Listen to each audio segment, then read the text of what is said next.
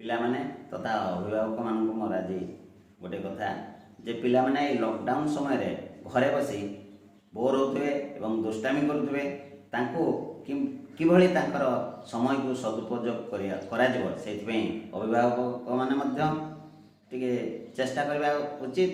ଏବଂ ପିଲାମାନଙ୍କୁ ମୋର ଅନୁରୋଧ ଯେ ପିଲାମାନେ ତୁମେ ଯଦି ମୁଁ ପୂର୍ବରୁ ଥରେ କହିଥିଲି କିଭଳି ଛୋଟ ଛୋଟ ଗଳ୍ପ ଲେଖିବା କଥା, ମୁଁ ଆଜି କହିବି କବିତା ଲେଖିବା ପାଇଁ।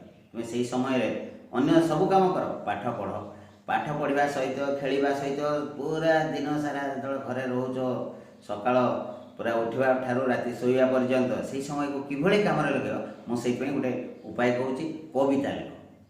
କେଉଁ କବିତା କେମିତି ଲେଖିବା? ମୁଁ ଆଗରୁ କବିତା ଲେଖିନି, କାହିଁକି ଲେଖିପାରିବନି? କବିତା ବହୁତ ଉପରେ ହେଇପାରିବ, ଯେମିତି ପ୍ରକୃତି ଉପରେ ହେଇପାରିବ, ଗଛ ଉପରେ ହେଇପାରିବ, ଦିନ ଉପରେ ହେଇପାରିବ, ରାତି ଉପରେ ହେଇପାରିବ, ଜଳ ଉପରେ ହେଇପାରିବ, ସ୍ଥଳ ଉପରେ ହେଇପାରିବ, ସୂର୍ଯ୍ୟଙ୍କ ଉପରେ ହେବ, ଚନ୍ଦ୍ର ଉପରେ। ତୁମେ କହ କବିତା, ସେଗୁଡ଼ାକ ତ କବିମାନେ ଲେଖନ୍ତି, ବଡ଼ ବଡ଼ ଲୋକ ଲେଖିବେ, କାହିଁକି ତୁମେ ପାରିବନି? ମୁଁ କହିବି ତୁମକୁ ଗୋଟେ ସହଜ ଉପାୟ। ଛୋଟ କବିତା ପ୍ରଥମେ ଲେଖିବା ଆରମ୍ଭ କର। ଛୋଟ କବିତା ଲେଖିବା ପାଇଁ ହେଲେ କିଛି ଫର୍ମୁଲା, ସେଇ ଅନୁସାରେ ମୁଁ କହୁଛି। ଆଗେ ତୁମକୁ ଜନ୍ମ ଦେଲେ ତୁମ ମା', ତେଣୁ ମାଆଙ୍କ ଉପରେ ବା ବୋଉ ଉପରେ ଗୋଟେ କବିତା, ତାଙ୍କୁ ଆମେ ଜନ୍ମଦାତ୍ରୀ ମା' କହୁ। ତେଣୁ ଜନ୍ମଦାତ୍ରୀ ମାଆଙ୍କ ଉପରେ ଯଦି ତୁମେ କବିତା ଲେଖିବା ପାଇଁ ଚାହିଁବ, ତୁମେ କ'ଣ ଲେଖିବ? ପ୍ରଥମ ପଦ ଆରମ୍ଭ କର। ଯିଏ ଜନ୍ମ ଦେଲା, ପାଳନ କଲା, ହାତ ଧରି ଚାଲିବାକୁ ଶିଖାଇଲା, ସେ ମୋ ଜନ୍ମଦାତ୍ରୀ ମା'। ହେଲା ନା ନାହିଁ ପଦେ? ଦେଖ, ତାକୁ ପଢ଼, କି ସୁନ୍ଦର ଲାଗିବ। ଯିଏ ଜନ୍ମ ଦେଲା, ପାଳନ କଲା, ହାତ ଧରି ଚାଲିବାକୁ ଶିଖାଇଲା, ସେ ମୋ ଜନ୍ମଦାତ୍ରୀ ମା'। ଆଉ ଜଣେ ମା', ମାତୃଭୂମି ମା', ଯେ ଏ ଭୂମିରୁ ଆମେ ସବୁ କିଛି ପାଉଛୁ।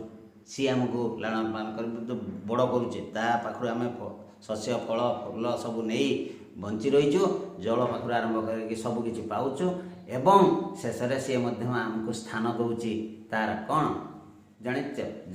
ଜଣେ ଜନ୍ମ ନେଲେ ଏ ଧରା ପୃଷ୍ଠରେ ମୃତ୍ୟୁ ସୁନିଶ୍ଚିତ। ସେଇଟା ହେଉଛି ନିରାଟ ଏକମାତ୍ର ସତ୍ୟ କଥା ଯେ ମୃତ୍ୟୁ ସମସ୍ତଙ୍କୁ, ଯିଏ ଜନ୍ମ ନେଇଛି ନିଶ୍ଚୟ ମୃତ୍ୟୁବରଣ କରିବ। ତେଣୁ ତାଙ୍କ ଉପରେ ମଧ୍ୟ ଲେଖିପାରିବ।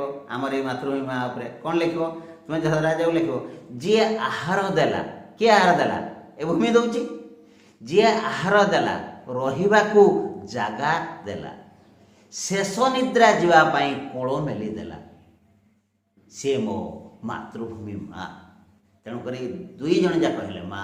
ମା'କୁ ଆମେ ବନ୍ଦନା କରୁଛୁ, ସବୁବେଳେ ତୁମେ ପୂଜା କରୁଛ।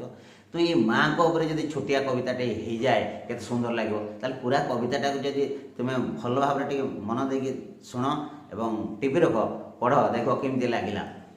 ଯିଏ ଜନ୍ମ ଦେଲା, ପାଳନ କଲା, ହାତ ଧରି ଚାଲିବାକୁ ଶିଖାଇଲା, ସେ ମୋ ଜନ୍ମଦାତ୍ରୀ ମା'। ଯିଏ ଆହାର ଦେଲା, ରହିବାକୁ ଜାଗା ଦେଲା, ଶେଷ ନିଦ୍ରା ଯିବା ଲାଗି କୋଳ ମେଲି ଦେଲା, ସେ ମୋ ମାତୃଭୂମି ମା'। କିଭଳି ହେଲା ସେ ମା' କବିତା? ଭଲ ଲାଗିଲା?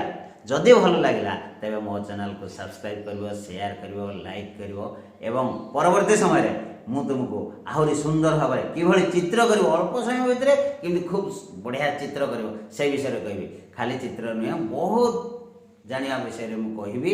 ତେଣୁ ମୋ ଚ୍ୟାନେଲକୁ ସବସ୍କ୍ରାଇବ୍ କରିବ। ଧନ୍ୟବାଦ। ଆଜି ଥାଉ ସେତିକି। ଧନ୍ୟବାଦ।